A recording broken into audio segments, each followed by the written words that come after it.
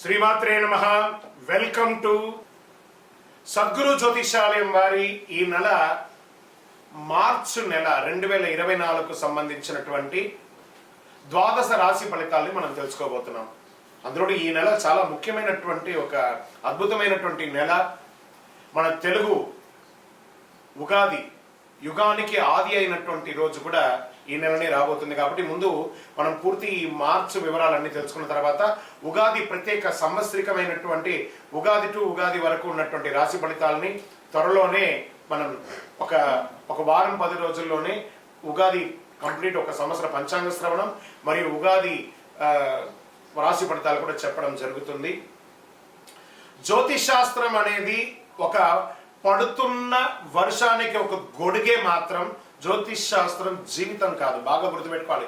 మీ యొక్క జాతకం మీరు తెలుసుకోవాలనుకున్నటువంటి వాళ్ళు ఇక్కడ మనం చెప్పబడేదంతా కూడా గోచార గ్రహస్థితులు అన్నింటినీ దృష్టిలో పెట్టుకొని చెప్తాం.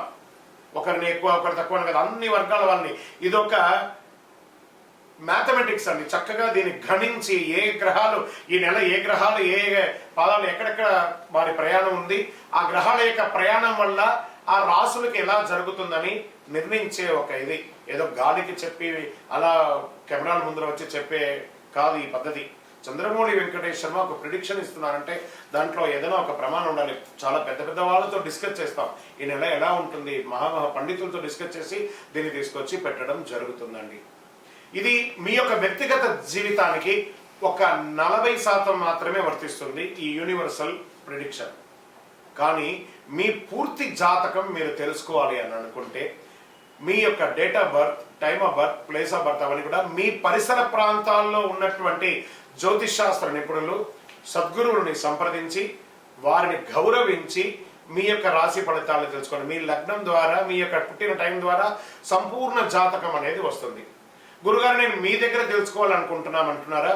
మా కింద కనబడుతున్నటువంటి మా యొక్క నంబర్కి మీ యొక్క name, date of birth, time of birth, place of birth వాట్సాప్లో చేయాలి. చేసిన తర్వాత మేము మీకు రిప్లై ఇస్తాం. ఫోన్ చేయకూడదు. మళ్ళీ ఇంకొక విషయం, జాతకం చెప్పేవాళ్ళు మాకు ఆర్థిక సమస్యలు ఉన్నాయండి, మాకు జాతకం చెప్పాలంటే బాగా సంపాదించండి, అప్పులు తెచ్చుకుంటే అప్పులు తీర్చండి, సంపాదించి ఆ కష్టాలన్నీ తీర్చుకోవాలి. కానీ జాతకం చెప్పుకుంటే ఆర్థిక సమస్యలు తీరిపోదు. గ్రహ దోషం ఎలా ఉంటుందో అదే మాకు చెప్తాం. మళ్ళీ ఇల్లీగల్ అఫైర్స్ గురించి దయచేసి దయచేసి దయచేసి అడగకండి. ఈ మధ్య క్వశ్చన్స్ అవే ఎక్కువ వస్తున్నాయి. ప్లీజ్ అలా అడగకండి. 21 వయసు లోపు ఉన్న పిల్లలు దయచేసి కాల్ చేయకండి. మీరు చదువుకునే వయసు ఖచ్చితంగా చదువుకోవాలి. మీ యొక్క చదువు మీద కాన్సన్ట్రేట్ చేయండి, మీ జీవితం బాగుంటుంది. కానీ జాతకం మీద కాన్సన్ట్రేట్ చేస్తే మీ మీద మీకు నమ్మకం తగ్గిపోతుంది. మరియు గౌరవమైనటువంటి 60 వయసు పైనున్న ఎవరైనా కాల్ చేస్తున్నారు అని అనుకోండి, మెసేజ్ చేస్తున్నారు అనుకోండి, ఏమంటే మీరు 60 వసంతాలు చూసేశారు, పిల్ల పాప కుటుంబం వ్యాపారం ఉద్యోగం పెళ్లి మనవాళ్ళు మనవరాలు అన్నీ చూసేశారు కాబట్టి మీరు సాక్షాత్ దైవ సమానులు. మీకు జాతకం అవసరమా అని చూడండి. 60 సంవత్సరాల వాళ్ళకు పెద్దగా జాతకంతో అవసరం ఉండదు. దీన్ని కూడా దృష్టిలో పెట్టుకోండి. మా సద్గురు జ్యోతిషాలయం తప్పకుండా మీకు అన్ని రకాల సేవలు అందించడానికి సిద్ధంగా ఉంటుంది. ఇందులో కొన్ని మేము కఠినంగానూ చెప్తాము, నిజాన్ని చెప్తాము, ఎవరిని మభ్య పెట్టడానికి చెప్పడం ఉండదు. శరణమయ్యప్ప. జ్యోతిష్ శాస్త్రరీత్యా ద్వాదశ రాశుల్లో 2వ రాశి అయినటువంటి వృషభ రాశి మిత్రులారా, మీరు కృతికా నక్షత్రం 2, 3, 4 పాదములు, రోహిణీ నక్షత్రం 1, 2, 3, 4 పాదములు, మృగశిరా నక్షత్రం 1, 2 పాదాలకు జన్మించిన మీరు వృషభ రాశి వారిగా పరిగణించబడుతున్నారు. ఈ నెల మీకు శుభాశుభ ఫలితాలు ఎలా ఉన్నాయంటే, మార్చి మాసంలో శుక్రుని అనుగ్రహంతో మీరు ఆనందంగా జీవిస్తారు. రాశి అధిపతి అయినటువంటి శుక్రుడు 7వ తేదీ వరకు మకరంలో ఉంటూ 7వ తేదీ తర్వాత కుంభంలోకి ప్రవేశిస్తున్నాడు. శని రవితో కలిసి ఉండడం వల్ల కొంత ఒత్తిడి వాతావరణం ఉన్నా మార్చి 7 తర్వాత 26వ తేదీ వరకు బుధుడు నీచ స్థానంలో కూడా ఉంటున్నాడు. రవి 4వ ఇంట్లో, బుధుడు నీచ స్థానంలో ఉన్నప్పుడు స్థిరాస్తులు కొనుగోలు అప్పు ఇవ్వడం అనేది జాగ్రత్తగా ఆచితూసి చేయండి. శని కుజుడు 10వ ఇంట్లో కలిసి ఉండడం వల్ల కొంత ఘర్షణ వాతావరణం కూడా వచ్చే అవకాశాలు ఉంది. ఆరోగ్యపరంగా కాస్త జాగ్రత్తగా ఉండవలసినటువంటి ముఖ్యమైనటువంటి నెల. పనికి సంబంధించి మీరు యొక్క అదనపు బాధ్యతలు, మీ యొక్క ఉద్యోగంలో అదనపు బాధ్యతలు రావడము, స్ట్రెస్, దానివల్ల వర్క్ లోడ్ పెరగడము ఇవన్నీ అవుతూ ఉంటాయి. నిరుద్యోగులకి కాస్త ఉద్యోగం గురించి శుభవార్త మాస ద్వితీయంలో వచ్చే అవకాశాలు కనబడుతున్నాయి. ప్రభుత్వ ఉద్యోగులకి ప్రయత్నించే వారికి ఇది చాలా అనుకూలమైనటువంటి సమయం. ఊహించిన ఫలితాలు రావచ్చండి. అయితే తొందరపాటుగా ఏ నిర్ణయాలు తీసుకోకండి. ఆర్థిక పరంగా సానుకూలత కొంచెం మాస ద్వితీయంలో వస్తుంది. విద్యార్థులు కాస్త ఎక్కువ కష్టపడాలి.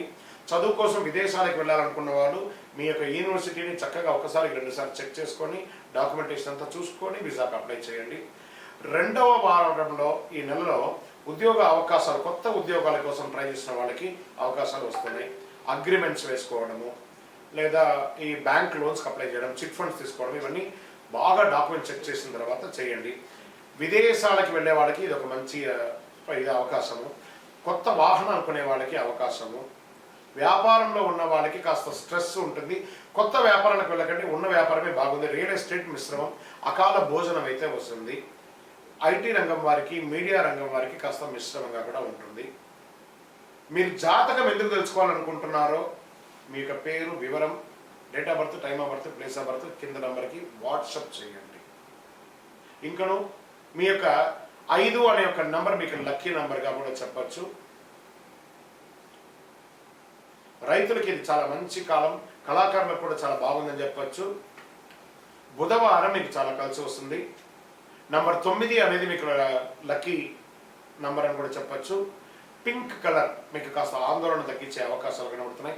చంద్రాష్టమం మార్చి 4/3/2024 4:21 మధ్యాహ్నం నుండి 6/3/2024 8:28 వరకు చంద్రాష్టమం.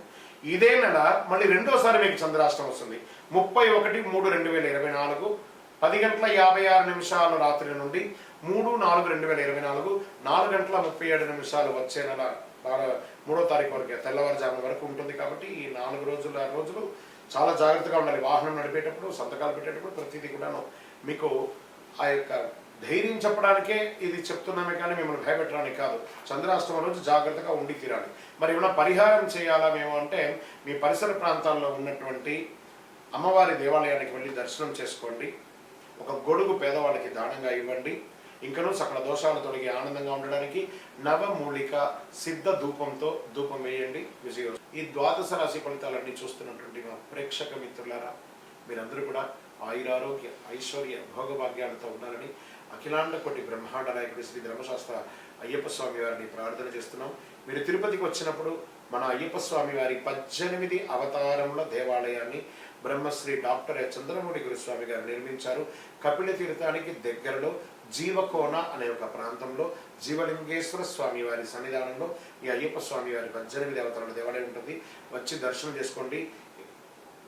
భగవత్కృపతో అనుగ్రహం ఉంటేనే ఆ దేవాలయంలో మనం అడుగు పెట్టగలం. అంత అద్భుతమైనటువంటి దేవాలయం. ఆ దేవాలయంలో వచ్చి స్వామివారిని దర్శనం చేసుకోండి. మీకోసం ఎప్పుడు మేము ప్రార్థన చేస్తుంటాం, మీరు క్షేమంగా ఉండాలని. వందే మాతరం, వందే మాతరం, వందే మాతరం. చంద్రమౌళి వెంకటేష్ శర్మ గురుస్వామి శరణమయ్యప్ప.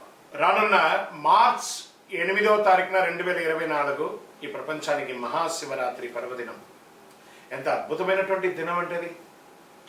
అసలు మహాశివరాత్రి అంటే ఏంటి, ఆ రోజు పాటించవలసినటువంటి ముఖ్యమైనటువంటి అంశాలు ఏంటి, దాని గురించి మనం ఇప్పుడు తెలుసుకుందాం. అసలు శివరాత్రి ఎలా చేస్తారు, ఎలా వచ్చింది, ఆ రోజు ఎందుకు చేస్తున్నాం అని కూడా. భారతీయ హిందూ సంప్రదాయ పండుగల్లో తిథుల్లోనూ నక్షత్రాలను ముడిపడి ఉంటుంది. కాబట్టి కొన్ని పండుగలు తిథులు మరియు కొన్ని పండుగలు నక్షత్రాల ప్రధానం అవుతాయి. ఈ పద్ధతిలో ప్రతి నెల బాగా గుర్తుపెట్టుకోవాలి. చాంద్రమానం ప్రకారము కృష్ణపక్షమిలోని ప్రదోష వ్యాప్తి గల చతుర్దశి తిథిని మహాశివరాత్రి అంటారు. ఇది మంచి ఒక ఉపవాసాలకి, వ్రతాలకి ముఖ్యమైనట్టుగా భావించవచ్చు. శివునిగా కొలుస్తారు అందరూ కూడా. సూర్యాస్తమ సమయమునకు 6 గడియలు ప్రదోష కాలం అంటారు. ఈ మాఘమాసంలో కృష్ణపక్ష చతుర్దశి అర్ధరాత్రి వ్యాప్తి చెంది ఉన్న రోజున మహాశివరాత్రిగా పరిగణించబడుతుంది. ఇది ఎవరో చెప్పడం కాదు, ధర్మసింధువులో నిర్ణయించబడింది. ఇది శాస్త్ర గ్రంథాలు తెలుపుతున్నారు. అమావాస్యకు ముందు వచ్చే కృష్ణపక్ష చతుర్దశి నాడే శివరాత్రి జరుపుకోవాలి అని నిర్ణయం ఉంది. మరి సంక్రాంతి పండుగ తర్వాత వచ్చే మొదటి పండుగ అండి యొక్క శివరాత్రి. అన్ని పండుగ పగటిపూట జరుపుకుంటే ఈ పండుగ మాత్రం రాత్రిపూట జరుపుకుంటాం.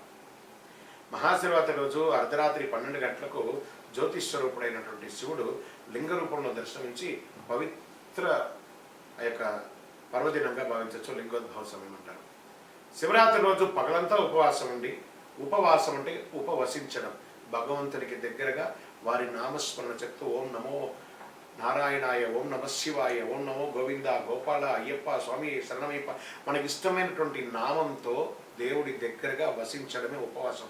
ఉపవాసం అంటే నేను అన్నం తినని చెప్పి పాలు, పండ్లు, బాదం పళ్ళు అవన్నీ తాగడం కాదు. ఉపవాసం అంటే దైవనామస్మరణతో వసించడం, ఉపవసించడం అని అర్థం. ఆ ఉపవసించి రాత్రి సమయంలో శివుడి అనుగ్రహం కొరకు నిద్రపోకుండా జాగరణతో ఉండి మేలుకొని భక్తి శ్రద్ధలతో బాగా వినండి, అభిషేకాదులు, పూజలు, రుద్రాభిషేకాలు, మహన్యాసాలు ఇవన్నీ కూడా చేసి చక్కగా స్వామివారికి పూజ చేస్తారు. అందుకే దాన్ని శివరాత్రి అంటారు. ఇది హిందువులకు ముఖ్యమైనటువంటి పండుగ అని కూడా చెప్పచ్చు. అత్యంత పుణ్యప్రదమైనటువంటి రోజు మహాశివరాత్రి. హిందువులు ఎంతో గొప్ప పర్వదినంగా జరుపుకొని శివుని ప్రసన్నం చేసుకుంటారు. మహాశివరాత్రి రోజు ముఖ్యంగా ఏవే పాటించాలి? ఉపవాసం ఉండొచ్చు, రాత్రి జాగరణ చేయొచ్చు, శివనామస్మరణతో అభిషేకాలు చేయొచ్చు. ఇలా చెప్పడం జరుగుతుంది. శివుడు లింగోద్భవమూర్తిగా అవతరించినప్పుడు దీన్ని ఎలా చేశారు అని చెప్తే ఒక కథ కూడా దీనికి ప్రమాణం ఉందట. శివరాత్రి ఏ రోజు వచ్చిందని చెప్పి లింగోద్భవమూర్తిగా అవతరించడానికి ఒక పురాణ కథ ఉంది. ఒకానొక రోజు బ్రహ్మ విష్ణు మధ్య మాట పెరిగి వారి ఇరులో నువ్వు గొప్పనా నేను గొప్పనా అని తెలుసుకోవాలనే విషయంలో బాగా గొడవపడిపోతాడు. ఇద్దరు ఎవరు తగ్గేటట్టుగా లేరు. ఇవన్నీ చూస్తున్నటువంటి శివుడు వారికి తన శక్తిని చూపించడానికి మాఘమాస చతుర్దశి తిథి రోజు వారిరుకి మధ్య జ్యోతిర్లింగ రూపంలో దాల్చాడు. బ్రహ్మ విష్ణువు లింగాకారంలో ఉన్న ఆ శివుని యొక్క ఆది అంతం తెలుసుకొని రమ్మని చెప్పి పంపిస్తాడు. విష్ణువు వరాహ రూపం ధరించి లింగాకారంలో ఉన్నటువంటి శివలింగం అడుగు భాగానికి వెళ్తూ, మరోవైపు బ్రహ్మ తన హంస భాగానికి పైకి వెళ్తూ ఉన్నారన్నమాట. వీరిద్దరూ ఎంత ప్రయత్నించినా లింగం యొక్క అడుగు భాగం కనబడట్లేదు, లింగం యొక్క పై భాగం కనబడట్లేదు. మళ్ళీ వెతికి బాగా అలసిపోయి మళ్ళీ శివుడి దగ్గరికి వస్తారు. మేము నీ శక్తిని తెలుసుకోలేకపోతున్నాం, నమశివాయ, ఓం నమో నారాయణ వెంకటేశ అని చెప్పి వాళ్ళు అందరూ ఒక్కొక్కరు అంతే అడుగుతుంటే శివుడు చిరునవ్వు నవ్వి మీలో ఎవరు గొప్ప అని పోటీతో వాదోపాదంతో ఉన్నదాన్ని గమనించి మీ పోటీని తగ్గించడానికి నేను ఈ లింగాకారం అవతరించవచ్చింది, వారి నిజ రూపాన్ని వివరించి చెప్పారు. అప్పుడు బ్రహ్మ విష్ణు శివుడు ఆధిక్యతను గ్రహించి పూజించి కీర్తిస్తారు. ఆ రోజే మహాశివరాత్రి పర్వదినం. ఇది పురాణ కథ అనమాట. శివరాత్రి నాడు ఏమేమి చేయాలి అని చెప్పి శాస్త్ర విధులు ఏమున్నాయంటే, మహాశివరాత్రి రోజు బ్రాహ్మ్య ముహూర్తంలో నిద్ర లేవాలి, ఇల్లంతా శుభ్రపరచుకొని శుచిగా తలస్నానం చేసి పూజా గది శుభ్రం చేసుకొని గుమ్మాలకు తోరణాలన్నీ కట్టి పూజా గదిలో ముగ్గు వేసుకొని రకరకాల పూలతో అలంకరించుకోవాలి. లింగాకారంలో ఉన్న శివుడికి శుద్ధ జలంతో, గంగా జలంతో, ఆవు పాడుతో, పంచామృతంతో, వివిధ రకాల అభిషేక ద్రవ్యాలతో అభిషేకం చేసుకోవాలి. బిల్వ దళాలు, బిల్వపత్రాలు, తుమ్మిగ పూలు, గోగు పూలు, తెల్లని పచ్చని పూలు, శివనామాలతో, శివ సహస్రనామాలతో, లింగాస్త్రంతో అన్నింటిలోనూ స్వామివారిని పూజ చేసుకోవచ్చు. ఉదయం 9 గంటల లోపు అభిషేకాలు చేస్తే పూజకు ఉత్తమ ఫలితమైన వస్తుంది. పంచాక్షరి మంత్రం, ఓం నమశివాయ పంచాక్షరి మంత్రం చెప్తుండొచ్చు. ఇంకేమేమి పెట్టచ్చు అంటే తాంబూలం, చిలకడ దుంప, అరటిపండు, జామ పండు, ఖర్జూర పండు ఇవన్నీ సమర్పించుకోవచ్చు. నిష్ఠతో శివాస్తోత్రం పంచాక్షరి మంత్రాన్ని పఠించాలి. ప్రాతకాలం నుండి పూజలు చేసుకుంటూ దైవనామస్మరణతో ఉండండి. మరణం చేసిన వారికి కాపాడేది మంత్రం అంటారు కాబట్టి పరమేశ్వరుని మనసులో నిరంతరం ధ్యానం చేసుకుంటూ ఆ స్వామివారితో మమేకమై కనెక్ట్ అవ్వడం, ఆ శివుని యొక్క రూపంలో కనెక్ట్ అవ్వడం. శివరాత్రి రోజు అర్ధరాత్రి 12 గంటలకు లింగోద్భవ సమయంలో కనుక శివుని అభిషేకించి ఆరాధిస్తే చాలా అద్భుతమైనటువంటి ఫలితాన్ని పొందుతారు. శివుడు అభిషేక ప్రియుడు.